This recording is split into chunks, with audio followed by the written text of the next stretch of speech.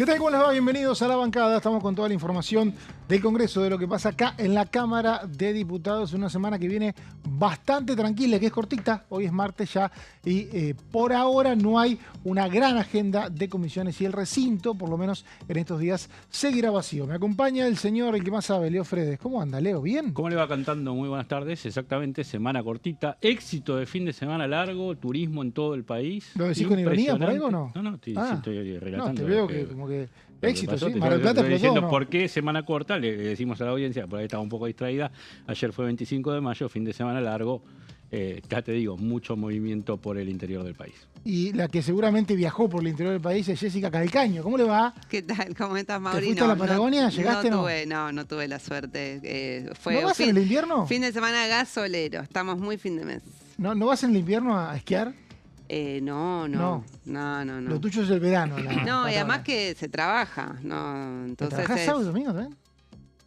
A ver, algunos sábados y algunos domingos, ¿viste? Así estamos. Impecable. A este país se lo saca adelante laburando, ¿viste? Es así.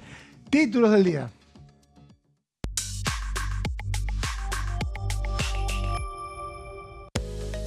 Y el viernes se conoció los primeros proyectos enviados en esta etapa, que son el Super Riggy, ludopatía, etiquetado frontal y lobby. El gobierno anunció este paquete de proyectos.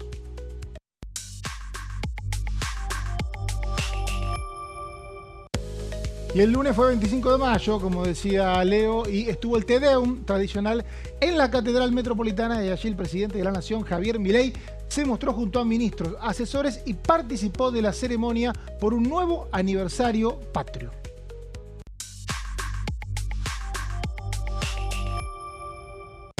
Y uno de los proyectos que vamos a estar escuchando durante el programa es el proyecto de acceso al agua potable como derecho humano. Se propone garantizar el suministro para el uso vital, impedir cortes por falta de pago y obligar al Estado a invertir en infraestructura. Bueno, viernes tuvimos el anuncio. Se había hablado de otros proyectos. Yo esperaba otras cosas, la verdad. Salvo etiquetado frontal. Bueno, Super Riggy lo había anunciado el presidente. Ludopatía me sorprendió. La verdad que no lo esperaba. Y la ley del lobby es un viejo anhelo de Miguel este Ángel Congreso. Pichetto. Pero es algo que tiene que avanzar como sea, porque la verdad que los que cubrimos el Congreso estamos un poquito cansados. Yo por lo menos no sé qué dice Leo, me reuní con fulano. Pará, ¿qué es esto de que te reuniste con fulano? Y bueno, como no está regulado, ¿no? Secretaría de Asuntos Públicos de tal compañía se reunió con un diputado, no podés decir nada porque no tenés un marco legal. Si uno entra a las páginas web de muchos congresos del mundo, Estados Unidos, México, creo que varios de Europa, está el listado, no sé si el proyecto apunta a eso, díganme si no me equivoco, el listado de las personas que pueden representar a cada compañía. Sí, gestor de intereses. Claro. Pero hay yo una duda, ¿no? Porque también hay un tema de quién financia las campañas electorales, que ahí también hay un tema. Es público eso. Sí, ya sé. Pero si eso no puede ser un factor que incida en qué políticas se lleven adelante en el Congreso. Digo, pero ahí vos tenés que debería evaluar, estar contemplado también, me parece. Los datos. Claro, pero ¿qué actividad? No estaría mal. Yo creo que al revés. Hoy los datos... Y no todo es público, y además la reforma electoral que presentó el gobierno más bien quiere liberar los aportes privados, o sea que para las campañas electorales. Hoy tiene un determinado límite los aportes privados para que sea más igualitario. Digo, hoy lo que no tenemos público es el lobby, porque no está regulado. Después los aportes privados hasta ahora son públicos, por lo menos uno piensa que tienen que seguir siéndolo. Ahora, no sabemos cómo gestan los intereses los diferentes factores de poder, que tienen el más absoluto derecho a pedirle a un legislador por sus intereses. El legislador tiene que escucharlo y tomar una decisión en función de sus representados. Ahora bien, si no tenemos una regulación, lo que ocurre acá es que hay mucho pasillo, ¿no? Que uno ve, mucha persona conocida. Mucho pasillo, mucho lobby de hotel. Mucho lobby de hotel, exactamente. Y la verdad es que el lobby es genuino, de alguna manera, porque una empresa por lo menos dice, yo no quiero que bajen, que me suban impuestos, o quiero que me los bajen. Y se lo quiero decir a un diputado. ¿Con quién quiero que saquen los octógonos negros, ponerle para ir a algo vigente y actual? ¿Quién lo pide? Tal alimenticia. Bueno, después viene el diputado acá, en una comisión dice, no, porque a las empresas los perjudica por el etiquetado, por la doble línea de producción, bla, bla, bla. ¿En qué momento el diputado tomó los argumentos o escuchó a la empresa que manifiesta eso? Entonces, que se transparente eso, porque hemos llegado acá a debates donde determinado sector político defiende una postura y vos decís, ¿y cómo? ¿Y con qué elementos? ¿Quién te informó, Claro, querido? ¿quién te contó? ¿Quién te hizo tomar esa postura o te dijo, mirá, es conveniente esa postura? ¿No? Claro, exactamente. Y eso está bueno que sepamos con nombre y apellido. Claro, Eres la exactamente. persona a cargo de hablar con los legisladores. Después los legisladores toman la decisión que tienen que tomar. Y la verdad que por la experiencia que uno tiene acá, el lobby va a ser bastante tradicional. O sea, presidente de la comisión que va a tener un proyecto que afecta a mi empresa. Y bueno, voy a hablar con ese. No voy a hablar con o el jefe de bloque, pero por lo general son con las autoridades o los referentes de una comisión que inciden lo que, si yo tengo una compañía, está ocurriendo. Y esa persona tiene que definir, o sea, el diputado tiene que definir entre ese interés y sus representados, que en algunos casos coinciden, porque hay mucha empresa que incide mucho en las economías regionales. Y a veces pasa, que nos hemos escuchado mucho, Leo, vos también, Jessy, pero Leo tiene ya décadas acá adentro, que te dicen los diputados, y yo no puedo, porque ¿sabes qué? Esta empresa tiene no sé cuántos empleados en tal ciudad, que es de mi provincia, y yo no puedo. Pero ¿con quién te dijo que tenían todos esos empleados? No, bueno, yo vivo ahí, hablé. ¿Y con quién hablaste? Y eso no está regulado hoy. Entonces vos no sabés cómo accedió a esa información y quién, lo voy a decir una palabra brutal, ¿quién lo extorsionó? ¿Quién le dijo que, bueno, en este caso, ese quién tiene que tener nombre y apellido? Si vos sos de Concepción o de Alberdi, en Tucumán, que vivís exclusivamente de un ingenio azucarero, sabés cómo es la dinámica del pueblo y sabés que ese ingenio azucarero, Alberdi, Concepción o cualquiera de esas ciudades se muere. Pero, entonces perdón, el político estamos... que es de ahí sabe un poco ese dato. También hay que ver cuando baja el territorio, que no sea solamente en época de pre-campaña electoral, para escuchar también al resto de la población. Claro, decía yo. No, pregunto si lo que está en discusión entonces no es que se termine la extorsión de determinados intereses, sino solo legalizar que existe. Es que al legalizarlo, la palabra extorsión baja de precio, porque vos tenés que poner nombre y apellido, decir, bueno, mira, yo soy Jessica, yo represento a tal empresa, fui a ver a tal diputado para pedirle tal cosa. Y eso se tiene que difundir. El más débil muchas veces en esa relación es el diputado, porque es el que se ve ante la posibilidad de ser acusado por una parte de sus representantes y no tiene cómo mostrar la situación en la cual una determinada compañía fue y planteó una posición. Por ahí en algunos casos puede ser considerada extorsión, en otros simplemente un diálogo, ¿no? Hace poco, por ejemplo, supimos que las empresas de telefonía celular buscaban dialogar con los diputados para decir no queremos seguir financiando, volver a financiar el deporte amateur. Y cuando uno les preguntaba, ¿no? Porque ya uno a esta altura medio que los conoce, ¿pero por qué? Y dicen, ¿por qué yo? ¿Por qué no otro? Y se daba un diálogo en el que las empresas necesitan tener un interlocutor. No puede ser que el interlocutor sea alguien que no conozcamos, que sea... O sea, ese diálogo debe por lo menos ser, para mí, ser transparentado, no sé. Bueno, es importante también, por ejemplo, estaría bueno en algún momento si tenemos el testimonio de Mónica Frade, de la Coalición Cívica, que dijo en una comisión que se trataba del tema sobre endeudamiento hace pocos días, que ve mucho por los pasillos a gente de la fintech. Y claro, bueno... Entonces... Bueno, vamos a hablar en un ratito de ese. Lo podemos tener acá un día, ¿no? Ahora que vengan, si sale esta ley, claro, lo llamamos y ya, por empezar, entren al Congreso de los Estados Unidos, entren al Congreso de México y vean cómo funciona. No, a mí lo que me parece que es algo que digo que es para es un debate a dar, ¿no? Pero lo que me hace más ruido es que uno sabe que, digamos, hay los sectores que tienen dinero, posibilidad de tener un gestor de interés, van a poder ser mucho más activos en promover determinada legislación y los sectores de la población que por ahí no tengan esa posibilidad van a quedar debilitados, digamos. Se va a abrir un mercado interesante, porque entonces, es un gestor. Digo, claro. O sea, esa cuestión me parece que, y eso y lo del financiamiento en las campañas electorales, que es una manera de incidir y de hacer lobby, entonces ahí también me parece que habría que buscar algún tipo de regulación para que no terminen de pesar determinados intereses por encima de otros, porque son los que tienen dinero. Está bien, digamos. De todas maneras yo creo que hoy las personas que tienen más poder, al no estar regulado, son las que más pueden presionar. Porque al no estar regulado pueden tener un acceso de alguna manera por atrás o a puertas cerradas, que es más difícil, ¿no? Porque si tenés que pedir reuniones y sos gestor de intereses de una empresa que no conoce a nadie, es muy probable que no te reciban. Ahora, si sos gestor de intereses de una empresa determinada, generalmente se llaman secretario de Asuntos Públicos. Sí. Y bueno, quizá ahora no sabemos quién es, no sabemos cuándo vino, no sabemos con quién se reunió. Si vos entras ahora al Congreso de México, vas a ver de tal empresa quién es, cuándo llamó a un diputado, qué le pidió. Claro. Y después si el diputado toma una decisión que es impopular para su población, venimos con el 80% de renovación cada 2 años de los diputados. Sí, O sea, con la mucho... gente te castiga.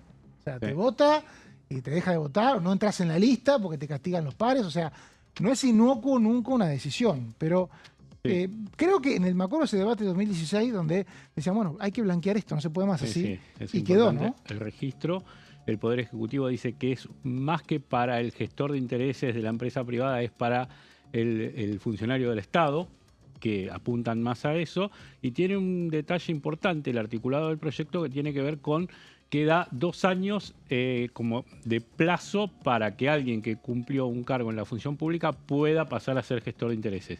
No es que vos un 9 de diciembre sos diputado y el 11 de diciembre... Igual eso, te digo, encanta. es de dudoso cumplimiento porque hay una ley de ética pública que no se cumple en Bueno, ese punto. yo le di el pie, Calcaño, usted defina. Contame, Digo, contame. no, Sí, sí. minería, en este Congreso se han denunciado también distintas situaciones donde hay intereses mineros, intereses inmobiliarios también se han denunciado.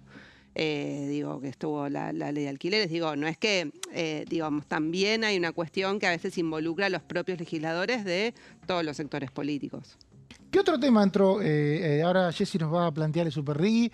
Contame qué otras cosas estuviste leyendo el fin de semana, que veo que estuvo sí. Leo leyendo Sí. los proyectos sábado, domingo y lunes. Seguimos leyendo. Ludopatía, bueno, Jessy también lo leyó un poco Pero más. en el otro programa, ya podés contarlo. Porque a mí No, pero porque me entusiasmé con lo que estaba contando también, en el otro pero programa. Entonces contalo digo, vos. bueno, lo cuento yo, pero Ludopatía tuvo un dictamen de comisión impulsado por la oposición a fines de 2024, perdió estado parlamentario el último 28 de febrero y ahora la oposición... Media sanción, perdón. Sí, fue. perdió No estado parlamentario. dictamen, media sanción.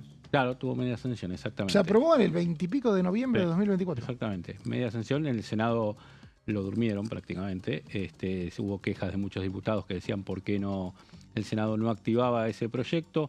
Hubo un fuerte cruce aquí, incluso cuando fue el dictamen, entre ex socios de Juntos por el Cambio que se acusaban de estar del lado de un sector o del otro de los actores que tienen que ver con la industria del juego. Y bueno, lo que decíamos... Ya subieron una ley de lobby en ese momento. O sea, lo que hubiera sido, ¿no? se cruzaba todo. Se cruzaba todo. En un debate. Bueno, Se ahora... denunció bastante presión en Por esta eso, sesión. imagínate, si le Sí. poníamos nombre y apellido. Sí, era Maximiliano Ferraro en un cruce con Silvana Giudice, en ese momento del PRO todavía. Todavía el PRO. Todavía del PRO, Silvana Giudice. Etiquetado frontal, ¿qué pasa con eso? Etiquetado frontal se vuelve, casi se retrotrae a la... Se elimina, ¿no? Definitivamente. Derogación. Sí, Derogación. sí. Un artículo de derogación. Toda la Agenda 2021 está en cuestionamiento, ¿no? Ya fue zona fría, Sí, o sí, está hay que por mirar, irse. hay que mirar. Y etiquetado frontal, aquel año pandémico, segundo año pandémico que estábamos acá, y etiquetado frontal, que es una ley que sancionada ese año con votos transversales Sí. de diferentes bloques, Hubo 200 votos a favor, 200 votos a favor. de y 257 que claro, integran pero la si Cámara. renueva el 80% de los diputados cada 2 años, no queda nadie en 2021, ¿no? Sí, igual el que tiene que cambiar el voto, ya no se ponen tan colorados como antes los que cambian el voto. O sea, Bueno, no, está hagamos bien. un análisis, porque el otro día salió la lista de zonas frías y vos decís, pero votaste zonas frías hace 3 años y ahora estás votando lo contrario. Igual atacaban a los que eran de un gobernador, pero no eran exactamente los mismos todos. Algunos eran sí. lo mismo, algunos son funcionarios, Claro. algunos ahora tiene cargo en ejecutivos Pero provinciales. no está mal, porque es dinámico esto. Van replanteando las posturas. Claro, sí, ¿o sí, no? sí, sí. Sí, es válido también ver si se considera que una ley no sirvió para Claro, los fines parece Claro, que que se tenía. evaluó exacto. eso y- Alguno puede Sí. cambiar Como de Jarasca, opinión. por ejemplo. Claro, no Jarasca sirvió, servía, ahora en este caso sirve. con 5 años de antigüedad. No sirvió. Y el tema etiquetado, me acuerdo, y Leo se acuerda, no sé si lo va a querer decir, pero que en su momento había sectores del oficialismo. Tuvimos una comisión en la que Sí. sectores del oficialismo se contradecían entre sí, ¿no? Del gobierno de Exactamente. Alberto la Fernández. parte de relaciones exteriores. Relaciones Exteriores no quería, Claro. y, Sí. y Agricultura sí quería, creo que era Sí, así. era así. Porque decía, no, pero las economías regionales se van a lastimar con este proyecto. Hablaban de la importación de alimentos que hay. Claro. La Argentina no es que produce alimentos para... Eso es una cosa que se repite. Que a una pyme le tiene costaba, capacidad de claro. producción de alimentos, produce poco alimento. Importa alimentos Argentina. Claro. Y que en este caso se aumentaría la importación de alimentos procesados, ¿no? Claro, exactamente. Eso, la imposibilidad para las pymes de hacer doble etiquetado y de poder entrar en funcionamiento contra Brasil, que no tenía tantas restricciones. Y había algunos que decían, no va a pasar nada, la gente se va a olvidar y va a comer igual. Creo que pasó eso, pero voy a estar muy atento al debate porque me da la sensación que ya medio que se los olvidaron. Pero el otro proyecto es el Super RIGI, o sea, el lado, la segunda parte del RIGI. Recordemos que el régimen de inversiones, de incentivo a las grandes inversiones, es parte o fue parte de la ley Bases, venció, pasaron los 2 años y ahora vuelve recargado. Y Jessy se estudió todo. Fanática del RIGI, Jessy. Super régimen de incentivo a las grandes inversiones. En esta oportunidad va a ser para lo que sean nuevas industrias o que estén en una etapa exploratoria, ¿no? No es que cualquier sector va a poder adherir. Las condiciones, las claves, ¿no? Porque es un proyecto bastante extenso, va a dar para mucho debate seguramente. Recordemos que ingresó por la Cámara de Diputados, es decir, que va a comenzar aquí su tratamiento, al igual que la ley de lobby, de gestión de intereses. Condiciones para este Super RIGI, inversión desde $1.000 millones, tienen que ser sí o sí de esa inversión el 20% en los primeros 2 años, luego el resto. No pueden ser proyectos que hayan estado adheridos al RIGI de la ley Bases, tienen que ser otros, y el plazo para adherir de quienes quieran adherir son 5 años desde sancionada la norma. Vamos a la siguiente placa. Antes eran 2, ¿no? La ley base eran 2, ¿no? Acá son 5 años. Claro, Se 5 extiende. años, sí. A mí siempre me pareció muy restrictivo el RIGI, tengo que decirlo. 2 años, el de ley bases. Porque habitualmente eran por lo menos más flexibles. 2 años. Como que me parece que el gobierno Igual todavía estaba atado. prorrogables, me parece Sí. que Claro. es prorrogable y de hecho creo que está abierto todavía. Yo no sé si ya se prorrogó formalmente porque había, hay distintas notas que dan cuenta, bueno, cuántos proyectos se presentaron, no todos fueron aprobados, pero quizás el gobierno abre una ventana para que se Claro. mantenga un año más. No, Porque porque bueno, son 2 años, todavía no llegamos. Sí, ¿cómo que no? Che, julio de 2020. Ah, tenés razón. No, Sí, claro, no se le es puede verdad. discutir nada. es verdad, muy es bien. verdad, estamos Muy en bien, eso. muy bien. Por eso ahora se renueva. Listo. Bueno, decíamos, las actividades tienen que ser nuevas o en fase experimental y que sean de industria, tecnología, servicios de infraestructura digital. Ejemplos: inteligencia artificial, semiconductores, biotecnología avanzada. Y acá, atención, porque el fin de semana, creo que fue este fin de semana o el viernes, desde el gobierno difundieron Gemelo Digital, que es, digamos, toda una infraestructura digital para cruzar datos en el Estado. Sacaron un video, lo difundieron en redes sociales, va a tener eje en capital humano. Y hay quienes dicen, bueno, tiene que ver con Peter Thiel, porque Peter Thiel, que está en Argentina... ¿Quién es Peter Thiel? Yo no tengo ni idea. Hasta Peter Pan llegué. Bueno, es el dueño de Palantir, que Ajá. se dedica mucho, hace, inteligencia artificial más vinculada a Estados Unidos, drones, utilización para la guerra de esas herramientas. Y está por acá. Está en Tiene Argentina, una tiene casita, simpatía con el gobierno, compró una casa, Ajá. sí, hay un Compró. montón de... Sí, también se lo vio jugando al ajedrez por Almagro. Mira. Pero bueno, más allá de esto, es justamente todo lo que tiene que ver con infraestructura digital, es un poco lo que se dedica también esta empresa Palantir, que es muy, muy reconocida a nivel mundial. Así que bueno, tienen que ser estas áreas, ¿sí? No cualquier sector. Vamos para completar las claves del Super RIGI. Bueno, beneficios por 30 años. ¿Cuáles van a ser? Hay de distinto tipo. El primero, impuesto a las ganancias con una alícuota reducida del 15%. Actualmente se pagan entre 25 y 35% 25 y más o 35. menos. Es muy curioso esto porque siempre que se habla de estos proyectos y se han debatido durante muchos gobiernos, siempre hay algún opositor de turno que dice, pero ¿qué pasa si mañana la alícuota baja para el resto? Ujú. Vos te quedás sin el beneficio. Es un beneficio que dice es por 30 años. Bueno, es por lo menos en un Demasiado. comienzo. Después por ahí en una de esas termina siendo la alícuota general.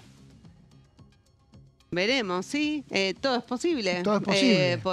Sería bastante regresivo, ¿no? O sea, porque en general el impuesto a las ganancias es un impuesto progresivo, que es a los que más tienen, bueno, cobrarles, por eso se habla de que ganancias es progresivo y el IVA es regresivo, Claro. porque lo pagamos todos por igual. Por ahí ganancias no es el mejor ejemplo lo que digo, pero creo que era el tema de las Petronas, ¿te acordás? Año 2023, que quería hacer un proyecto similar de gobierno y había, creo que era Martín Tetaz que decía, pero estamos haciendo este tema porque tenemos otros problemas, o sea, en este caso impuestos. Sí. A veces si acomodás eso, ¿en qué queda? Bueno, sigamos. Sigamos, bueno, decíamos beneficios por 30 años y reducción de la alícuota de ganancias, amortización acelerada de todo lo que sea inversiones de bienes muebles. ¿Qué es amortización? Disculpame que te pregunte, pero siempre me. Y que me se pierdo puede ahí. recuperar con ganancias. Vos Bien. invertís en determinadas cosas, bueno, todo eso lo podés Deducir, contabilizar más rápido y tomártelo a cuenta en el impuesto a las ganancias. Bueno, este impuesto que el último que tenés ahí, sí da con lo que Débitos digo, y créditos, 100% computable para ganancias ¿no? también. Ese impuesto un día se va a tener que eliminar. Sí, es lo que piden muchos, pero bueno, también tiene mucha recaudación, entonces es Las pymes la matan, ¿no? difícil, Vos que claro. sabés del tema. Cumple un cuarto de Sí. siglo ya el impuesto. Mirá, Cumple no lo 25 sabía, años. Sí. no lo sabía. ¿Cubriste esa conferencia? No me muero. acuerdo, pero no ¿Fuiste o tanto no? no me acuerdo, pero sé que lo habían puesto y que había todo un Conferencia de debate. Caballo. Sí, sí, La Conferencia de Caballo ministro se de estaba Economía, sosteniendo la convertibilidad y no se sostuvo. Claro. Duró un mes más después, pero quedó el impuesto. Bueno, y hay más beneficios, A no ver. son los únicos. Exención total de los derechos de importación y de exportación, es decir, cero. Después todo lo que sea el IVA sobre las inversiones que se hacen van a tener un certificado de crédito fiscal, es decir, que se lo pueden tomar a cuenta para pagar otros impuestos del ARCA. Contribuciones patronales, una alícuota única del 10%. Hoy actualmente me lo había anotado, bueno, no recuerdo, pero es bastante más alta la alícuota. Y después lo que es todo lo que tiene que ver con lo cambiario, que le interesa mucho a estas empresas, sobre todo las extranjeras, libre disponibilidad de divisas por las exportaciones, va a ser libre disponibilidad del 20% en el primer año, Poco. del 40% el segundo año y al tercer año 100% de libre disponibilidad de Yo creo que de El salvo esas lo- año divisas. pasa al 100, pero hay que ver qué gobierno está. Salvo Sí. de ganancias, el resto son cosas que piden todos los sectores. Ujú. Claro. O sea que pueden Bueno, ir. no la tienen todos, la van a tener algunos. La van a tener algunos. Ahora, en 30 años imagino que muchos van a conseguirlas. Sí, no, y hay algunos más. En la última placa repasamos los últimos beneficios que tienen que ver, por ejemplo, garantizar el arbitraje internacional, CIADI, que prácticamente es que cualquier empresa que, digamos, haga un juicio contra el Estado Nacional va a tener más chances de ganarlo si va a arbitraje Tenemos que traer internacional. una estadística de cómo nos fue en el CIADI de los 90 para acá, a todos los... Que no fue mal Hay porque, un- porque la ¿No tenés un modalidad, spoiler? la modalidad de contratos Sí. que firmábamos, según Sí. lo que dicen los expertos, no era favorable para Claro, defender por los eso. incumplimientos. O sea, los Exactamente. contratos firmados no eran buenos, los incumplimientos eran muchos, o sea, teníamos las razones para Y perder. el ¿no? tribunal no era amigable. Claro. Y nunca es amigable. No. Nunca es amigable. Un Y tribunal de después- visitante nunca es Claro, amigable. por eso, sí. El punto es que tampoco es que van a invertir con tu historia de incumplimientos si no tienen un tribunal amigable. Y con tu historia de tribunales nacionales. Exacto, por eso. Y el último beneficio para repasar es que todas las provincias y municipios que adhieran a este Superrigi no van a poder cobrar nuevos impuestos sobre estos proyectos, van a tener un límite de ingresos brutos de no más del 0,5% y se va a eximir estos proyectos del impuesto de sellos. Así que bueno, esto es un repaso de las claves que tiene esta nueva iniciativa. Entró por diputados, ¿no? Entró por diputados. No tenemos todavía la agenda de ¿Qué cómo, opinas? cuándo va a ¿La comenzar. semana que viene para vos se trata? Y podría comenzar por lo menos con exposición Con exposiciones. de funcionarios. No creo que venga Luis Caputo, que es bastante reticente. El ministro de Economía se ha solicitado su participación y fue es uno de los firmantes del proyecto del Poder Ejecutivo junto con Adorni y el presidente Javier Milei, pero seguramente con Va a venir- funcionarios van a venir del Ministerio de funcionarios. Economía. Sí. Gracias, Jessy, por esta favor. descripción. Pausa, enseguida volvemos con más La Bancada.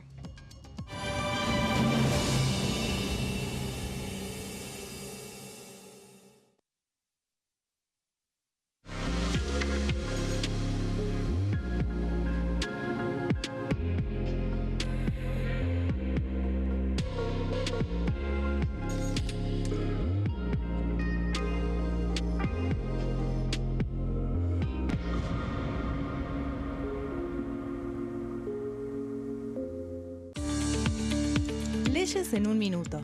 Régimen de incentivo para medianas inversiones. El Gobierno Nacional reglamentó el RIMI, un nuevo régimen diseñado para las pymes. El objetivo es apostar por la innovación, el crecimiento y la creación de empleo. Enmarcado en la Ley de Modernización Laboral, el RIMI fortalece la producción local y dinamiza las economías regionales. El nuevo sistema ofrece previsibilidad y beneficios fiscales clave para fomentar inversiones tales como devolución acelerada de IVA, estabilidad normativa, reducción en la alícuota de ganancias y exenciones para importar bienes de capital. Fomenta inversiones en sectores estratégicos. Esto significa generar condiciones favorables para cualquier pyme que desee adherirse a este sistema. El régimen se adapta al tamaño de cada empresa con escalas que comienzan en los $150.000 de inversión. Con este marco, Argentina da otro paso esencial para impulsar la inversión productiva a nivel federal.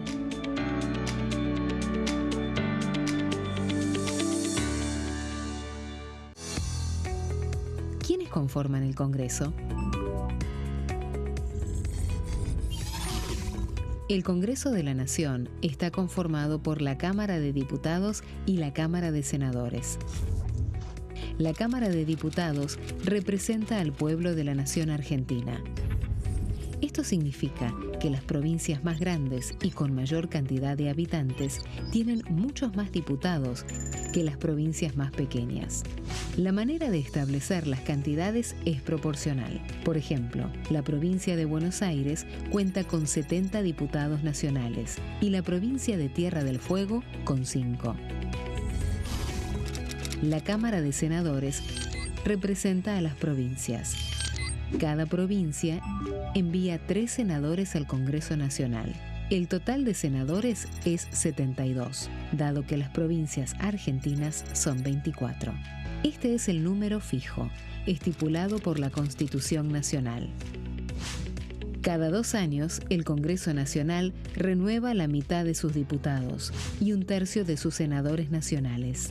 El mandato de los senadores es de 6 años, mientras que el de los diputados es más breve, dura solamente 4 años. La Cámara de Diputados tiene 257 miembros. En el recinto, los diputados se agrupan en bloques y en interbloques que expresan partidos políticos o afinidad ideológica.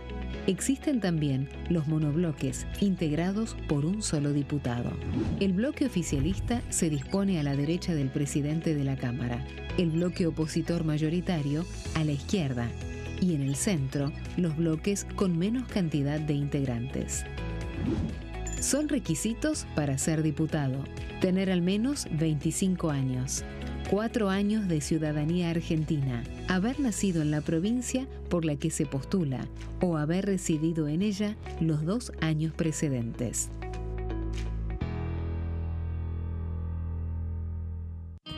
El sarampión es una enfermedad viral altamente contagiosa. Que no juegue con tu hijo. Puede poner en riesgo especialmente a menores de 5 años no vacunados. Ante la aparición de fiebre y manchas rojas en la piel, consulta de inmediato con un médico. La vacuna es la única forma de prevenirlo y es parte del calendario nacional de vacunación. Es segura, gratuita y está disponible en vacunatorios, centros de salud y hospitales públicos del país. Vos ya tenés esta vacuna. Dásela a tus hijos.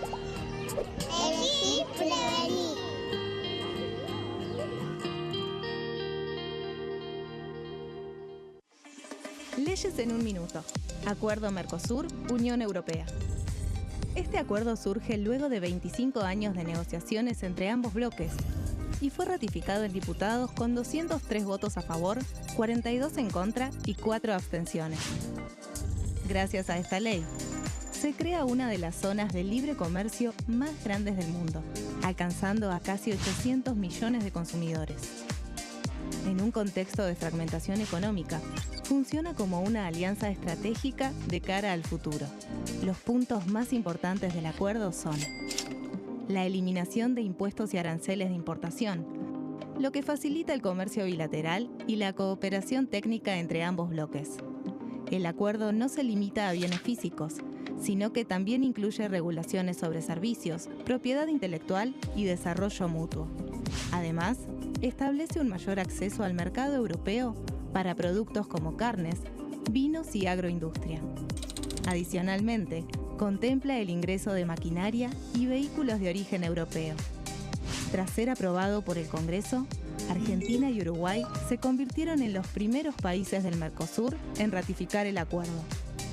Este acuerdo consolida una alianza comercial estratégica entre ambos bloques.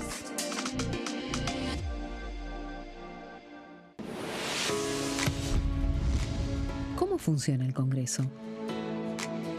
Las sesiones son el espacio donde los diputados debaten proyectos de ley para su aprobación, modificación o rechazo. En una misma sesión pueden tratar varios proyectos de ley. Las sesiones ordinarias comienzan el 1 de marzo, cuando el presidente de la Nación inaugura el periodo ante la Asamblea Legislativa y se extiende hasta el 30 de noviembre. El Poder Ejecutivo puede convocar a sesiones extraordinarias o prorrogar las sesiones ordinarias. La sesión es dirigida por el presidente de la Cámara de Diputados, que administra el uso de la palabra y las distintas instancias del funcionamiento.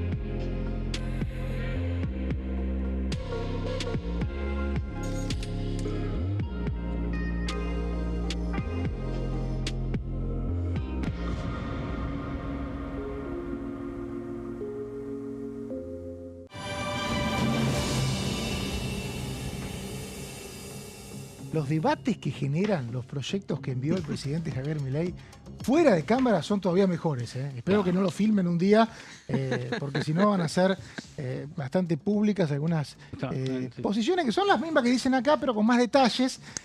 Y también es interesante, con menos filtro, y es interesante porque los proyectos tienen eso, ¿no? Abren debates. ¿no? Abren debates, entonces, etiquetado frontal, la ley del lobby, me parece que son los dos que se van a debatir más en los cafés de la zona, ¿o no? Sí, abren debate lo que vos decís, en los cafés de la zona y en cierto público más especializado, vos me tirás ley de lobby o el etiquetado frontal en lo de la tía, en lo de la abuela. Ojo, el etiquetado lo ve todo el mundo, che, ¿cómo que decís que no? Y no sé si te ¿Estás cómoda, Jessy, con la cabellera bien? Sí. No, es que se me había caído el auricular, nada más. ¿Te gusta el etiquetado frontal, Jessy? Tengo una duda. Yo no, la verdad que me ayuda a definir qué comprar y qué no, sí. Contaba en el programa anterior que... ¿o le contás? No, y yo tenía una idea por ahí de determinados productos que pensé que eran saludables y de repente me enteré que no eran tan saludables. Y la verdad que me da mucha fiaca leer todo lo de la letra chica, me da fiaca leer. No, para mí se saturó mucho, entonces todo tiene octógonos y no sabes cuál sí, cuál no. Estuvo bueno para desenmascarar algunas cosas que se dieron durante el debate, por ejemplo, que el envase verde es más saludable que el de color tradicional. Todo eso que se dio en el debate sí estuvo bueno porque uno por allí iba a la góndola de los frescos y agarraba el verde y decía, esto no me va a hacer mal, o tiene menos grasa o menos cualquier cosa que sea negativa, y no era así. El debate que hubo, tremendo. Tremendo, transversal a los bloques. Después de poner un octógono en un caramelo que tiene que tener el octógono. Déjame comer un caramelo. Ya sé que el caramelo no tiene lugar el papel mal, para ponerle negro. Sí, por eso. Parece manchado. Tremendo. Igual recordaba nuestra colega Coti Viñas que fue aprobado por muchos votos, superando los 2 tercios en ambas cámaras. Decíamos 200 acá. Bueno, pero lo que dijimos ya no sé varias veces hoy, el tema de que hay mucha renovación de diputados. Sí. Aproximadamente el Sí. 70-80% de los diputados no está pudiendo reelegir. Sí. Pensemos que en Estados Unidos el 92% de los legisladores es reelecto. O sea que vos hablás de una votación de hace 4 años acá y es un montón de tiempo. Ujú. Entonces, Sí. puede ser que haya cambiado el clima político y también cambió la representación, ¿no? Sí. De hecho, el bloque más numeroso hace 4 años tenía 2 diputados, No, exactamente. que es la Libertad Avanza. No, Hoy es el no. más numeroso. No pudieron reelegir también porque vos tenés en cuenta que en las 2 últimas camadas de renovación legislativa, 2023 y 2025, entró la Libertad Avanza con políticos nuevos o con gente que venía de la política pero que se dice nueva en la Libertad Avanza. La Libertad Avanza entró como espacio nuevo. Claro, Entonces, como espacio nuevo. rompió el sistema que Entonces había. no venía ninguno de los diputados ninguno había sido diputado antes porque los 40 que entraron Claro. venían de allí en la primera tanda, ahora 60 creo. Bueno, entonces ahora hay que ver en esta renovación si vuelve a elevar ese porcentaje que vos estás diciendo, porque ya la Libertad Avanza va a poner en juego su propia tropa. Exactamente. El 25 de mayo, como todos los 25 de mayo, es el Te Deum en la Catedral Metropolitana, en Plaza de Mayo, y estuvo el presidente Javier Milei y el arzobispo Jorge García Cuerva. Esto decía. El mensaje que compartiré una vez más quiere ser un aporte a la luz de la palabra de Dios para la reflexión de todos los actores de la sociedad argentina, convencido de que entre todos construimos la patria, más allá de saber que luego algunas frases puedan ser tomadas de manera aislada para querer alimentar la fragmentación. Hoy también muchos hermanos experimentan estar paralizados en sus esperanzas, en sus oportunidades, en su dignidad.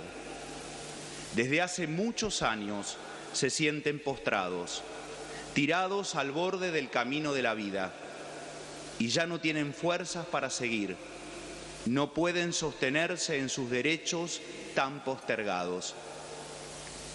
Y no es cuestión de buscar rápidamente responsables que con sinceridad y cada uno desde su lugar, un poco somos todos, sino en tomar conciencia que tenemos la enorme responsabilidad de ayudar a curar tantas parálisis personales, familiares y también sociales. Porque nadie es descartable, nadie es desechable, todos somos importantes, comenzando por los abuelos, los niños, los enfermos, las personas con discapacidad, los adolescentes y jóvenes atravesados por la droga, los trabajadores informales y precarizados, y tantos más.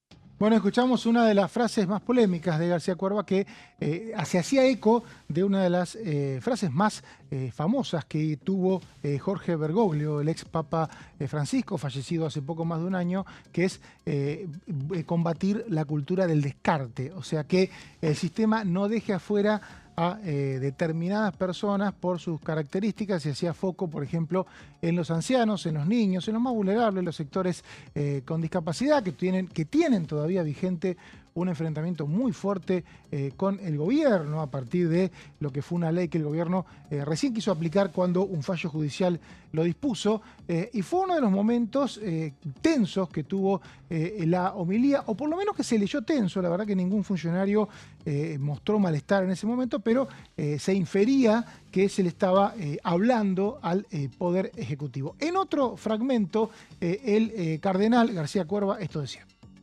El actor del bien común, no como la suma de intereses, sino como la capacidad de una nación de velar por todos sus hijos, especialmente por los más necesitados.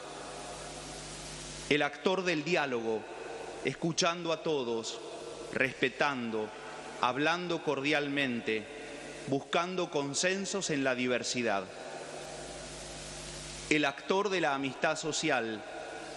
Basta de arengar la división y la polarización, porque nadie se salva solo, como nos decía el Papa Francisco. La sombra de una nube de desmembramiento social se asoma en el horizonte, mientras diversos intereses juegan su partida, ajenos a las necesidades de todos. El sálvese quien pueda no es más que la expresión de un individualismo cruel que rompe los vínculos de fraternidad y descompone a la nación. Porque terminamos siendo solo una suma de individuos en un mismo territorio, donde cada uno piensa en sí mismo y en el propio bienestar. El pueblo argentino es un pueblo de fe, un pueblo que a pesar de las crisis crónicas y dificultades constantes, sigue adelante y se pone la patria al hombro. De esa reserva espiritual heredada de nuestros abuelos brotan nuestra dignidad, nuestra capacidad de trabajo duro y solidario, nuestra serenidad aguantadora y esperanzada. Lo que nos falta es una clase dirigente que con la fuerza de ese pueblo se anime al diálogo, al encuentro, a la reconciliación, y que lo haga por los que no pueden más, por los que perdieron las ganas de seguir, por los que sufren la parálisis de la falta de trabajo, de educación, de oportunidades.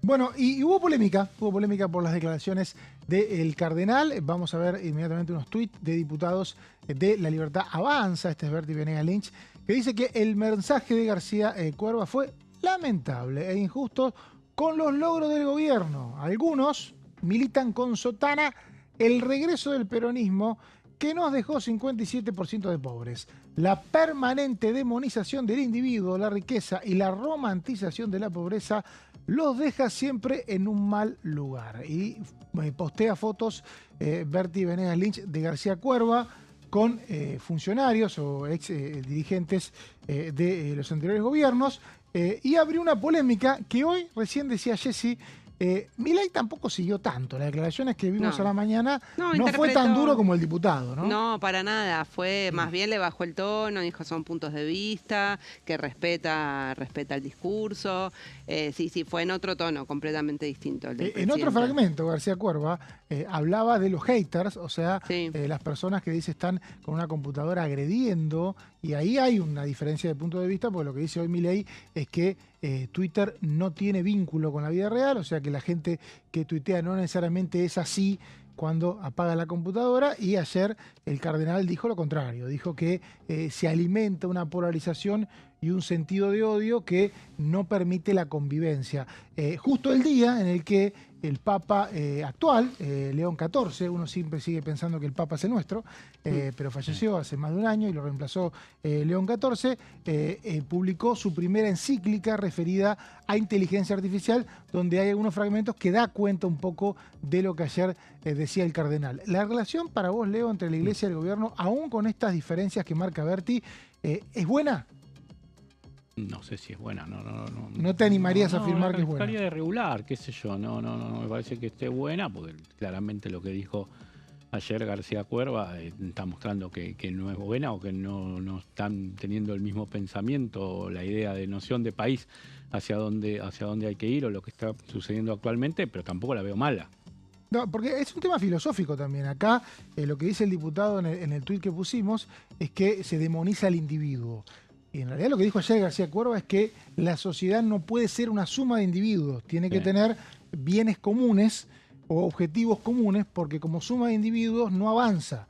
Claro. Y ahí hay una diferencia de filosofía, donde un sector de gobierno dice, sí, una suma de individuos puede avanzar, aunque no tenga necesariamente patrones comunes.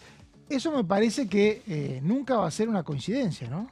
Sí, es una filosofía, del liberalismo, la ley del más fuerte, que sobrevive, digamos, el que tiene capacidades para sobrevivir, o sea, es parte de una concepción, uno puede coincidir o no, pero sí, en ese punto hay diferencias. De hecho, García Cuerva en otros fragmentos de su discurso también focalizó mucho en el problema de la desigualdad social, ¿no?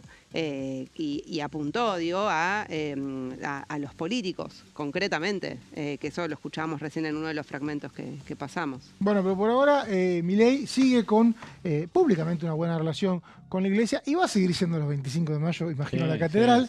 En otra época, cuando estaba Bergoglio, como se hacían tan picantes los discursos, los jefes de Estado querían viajar el 25, pero bueno, hasta ahora por lo menos eso no parece una posibilidad. Seguimos con la agenda. y sabemos que Leo tiene la sana costumbre de dedicar los fines de semana a leer proyectos presentados, Claro. a hacer una historia de la legislación de determinados temas y hacer un análisis comparativo. Si yo fuera diputado y presento un proyecto, esperaría el momento en el que Fredes elija Sí.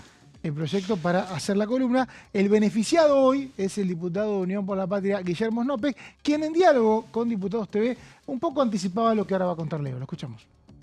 El derecho al agua potable para el uso personal y doméstico, que tiene que ser garantizado, un derecho universal, ha sido tratado, digamos, en las Naciones Unidas. Es un proyecto que lo vengo reiterando. Hoy tengo el acompañamiento de otros colegas diputados en ese derecho de acceso al agua.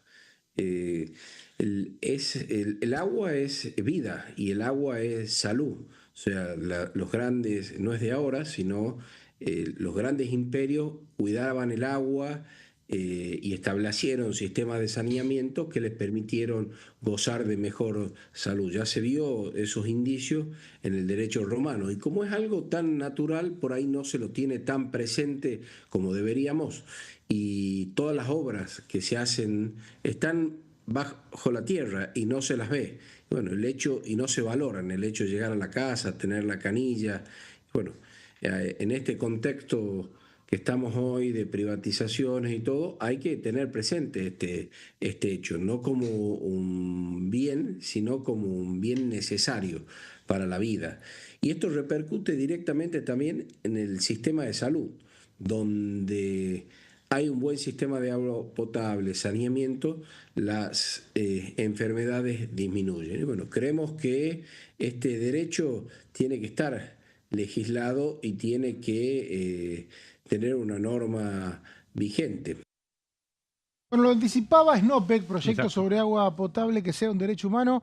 Contame, Leo, ¿de qué se trata? Exactamente, un proyecto del diputado por Jujuy que tiene que ver con este derecho, lo explicaba un poco que pueda acceder toda la gente y también lo linkeaba en lo que tiene que ver con las privatizaciones y con la estatización de lo que es la empresa de agua, fundamentalmente la empresa de agua del área metropolitana de Buenos Aires, que es donde mayor población del país está servida por esta empresa y un poco adelantando lo que pueda llegar a pasar a partir de esta intención del gobierno de volver a privatizar, en este caso, AISA. Y decíamos, giro a las comisiones de salud pública, lo explicaba el diputado por qué tiene que ver con salud este proyecto, acertadas los giros a las comisiones de la presidencia de la Cámara, derechos humanos también, porque explicaba que es un derecho humano el diputado Snopek, y presupuesto y hacienda también por lo que implica el gasto que puede o la inversión que puede implicar la puesta en funcionamiento de esta legislación.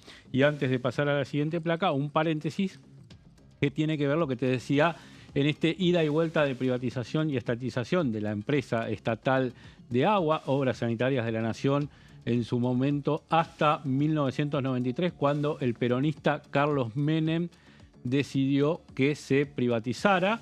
Y a partir de allí, bueno, muchos despidos, mucha gente que tuvo que ver con quedar afuera de las empresas estatales en la década del 90 para ajustar un poco las cuentas según el gobierno de ese momento.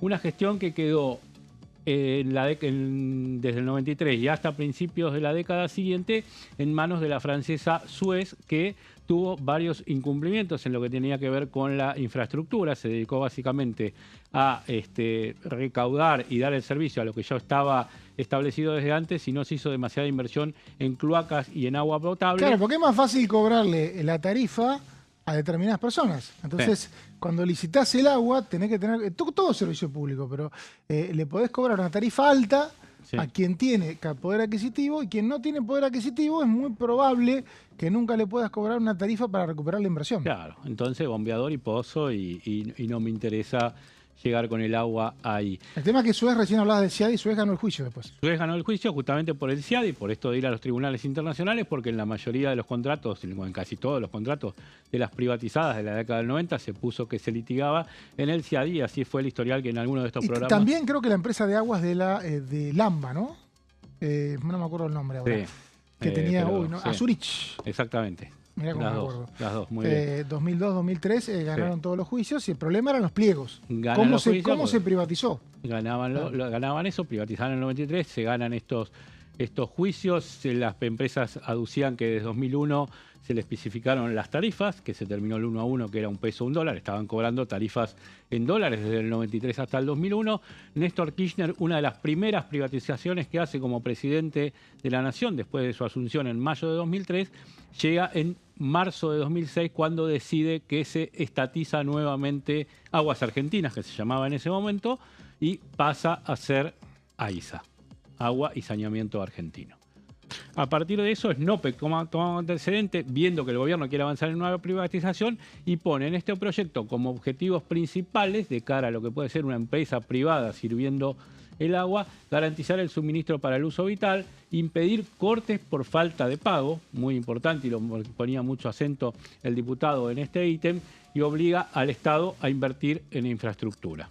Esto también por lo que te decía que aprovechemos lo que ya está instalado y no se haga nada, sobre todo por esto que también decías vos un poco antes, está abajo de la tierra y no se ve. No, claro, exactamente. La inversión en agua y saneamiento es una inversión a mediano y largo plazo. Sí. No se capitaliza electoralmente, salvo que, como creo que le pasó a Kirchner, la hizo cuando llegó, después sí llegó a tener elecciones donde la gente de Gran Buenos Aires había visto el proceso, pero tenía que pasar por lo menos un periodo. Exactamente, tenía que esperar que viniera la otra votación, que la gente valorara eso, y bueno, sí, se puso evidentemente sobre la mesa o sobre la elección del votante, lo consideró. Una vez escuché una funcionaria, creo que era el gobierno de Macri, creo que era Aida Ayala, diputada después de Chaco, que estaba en una comisión y le decía a los diputados, esta es la época que no se filmaban las comisiones, entonces se permitían hablar así: basta de pedirme pavimento, pídanme agua y saneamiento, porque todos me piden pavimento para la campaña y resulta que después los fondos de agua y saneamiento se gastan en pavimento. Exactamente, sí. Sí, hubo un intendente de Mar del Plata incluso que lo cuestionaban desde su propio espacio en algún momento por haber hecho mucha obra de cloaca y agua, y después le decían, llegó la campaña y eso no se ve. Claro. Y no ganó. Dice SNOPE que el derecho tiene que ser suficiente, saludable, aceptable, accesible y asequible, y las autoridades deberán desarrollar planes de inversión en infraestructura que permitan asegurar ese derecho. Dice el diputado jujeño también en otro de los puntos y fundamentos de su proyecto que se deben asignar recursos de manera progresiva y en el menor plazo técnicamente posible, y que se debe garantizar el acceso a la información ambiental, la participación ciudadana en la gestión del agua. Estos son básicamente los puntos del proyecto, que te decía, tiene giro a 3 comisiones, hay que ver si está pensado ponerlo sobre el debate. Salud Pública es una comisión en manos del oficialismo, así que por lo menos no creo que se le pretenda dar curso rápidamente, pero seguramente la oposición... Pero a veces los proyectos son para dar el debate. Claro. Cuando se aparece en algún momento un pliego para privatizar AISA, va a estar este proyecto y va a estar este planteo. Y atención, porque hay una bicameral que se encarga de las privatizaciones, donde están representantes de todos los bloques. Exactamente. Y que ya está funcionando. O sea, el Congreso interviene. De una u otra manera, el Congreso interviene. ¿Listo, Leo? Listo, sí. Impecable. Entonces, gracias por esta hora. Por favor, gracias a usted. Gracias a usted también, Jessica. Por favor. Nosotros nos vemos mañana, acá a las 13 en La Bancada.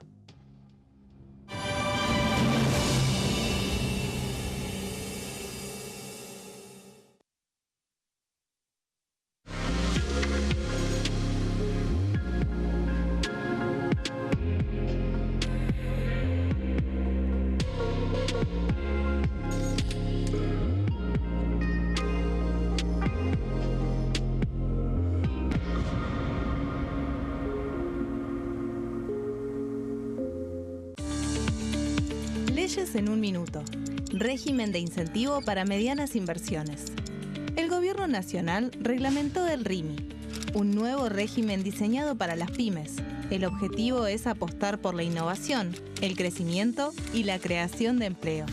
Enmarcado en la Ley de Modernización Laboral, el RIMI fortalece la producción local y dinamiza las economías regionales.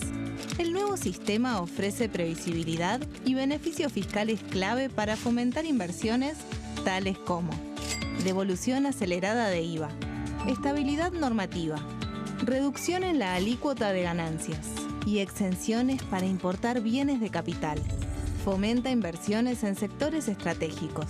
Esto significa generar condiciones favorables para cualquier pyme que desee adherirse a este sistema. El régimen se adapta al tamaño de cada empresa con escalas que comienzan en los $150.000 de inversión.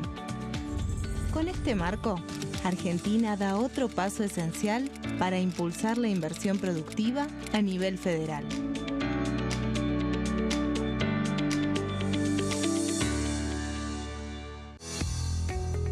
¿Quiénes conforman el Congreso? El Congreso de la Nación está conformado por la Cámara de Diputados y la Cámara de Senadores. La Cámara de Diputados representa al pueblo de la nación argentina. Esto significa que las provincias más grandes y con mayor cantidad de habitantes tienen muchos más diputados que las provincias más pequeñas. La manera de establecer las cantidades es proporcional. Por ejemplo, la provincia de Buenos Aires cuenta con 70 diputados nacionales y la provincia de Tierra del Fuego con 5. La Cámara de Senadores representa a las provincias. Cada provincia envía 3 senadores al Congreso Nacional. El total de senadores es 72, dado que las provincias argentinas son 24. Este es el número fijo, estipulado por la Constitución Nacional. Cada 2 años, el Congreso Nacional renueva la mitad de sus diputados y 1/3 de sus senadores nacionales. El mandato de los senadores es de 6 años, mientras que el de los diputados es más breve, dura solamente 4 años. La Cámara de Diputados tiene 257 miembros. En el recinto, los diputados se agrupan en bloques y en interbloques que expresan partidos políticos o afinidad ideológica. Existen también los monobloques, integrados por un solo diputado.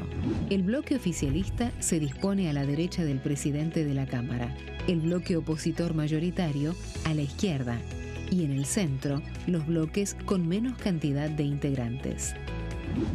Son requisitos para ser diputado: tener al menos 25 años, 4 años de ciudadanía argentina, haber nacido en la provincia por la que se postula o haber residido en ella los 2 años precedentes.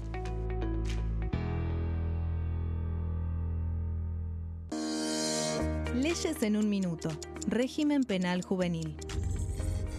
El 12 de febrero, la Cámara de Diputados aprobó el nuevo régimen penal juvenil con 149 votos a favor, 100 en contra y 0 abstenciones. A partir de esta ley, se baja de 16 a 14 años la edad en que las personas pueden ser juzgadas penalmente. Para delitos graves, como homicidios, robos violentos o secuestros, habrá prisión efectiva en espacios específicos, siempre separados de los adultos. En cuanto a las penas, tendrán un máximo de 15 años. Por otro lado, en el caso de los delitos menores,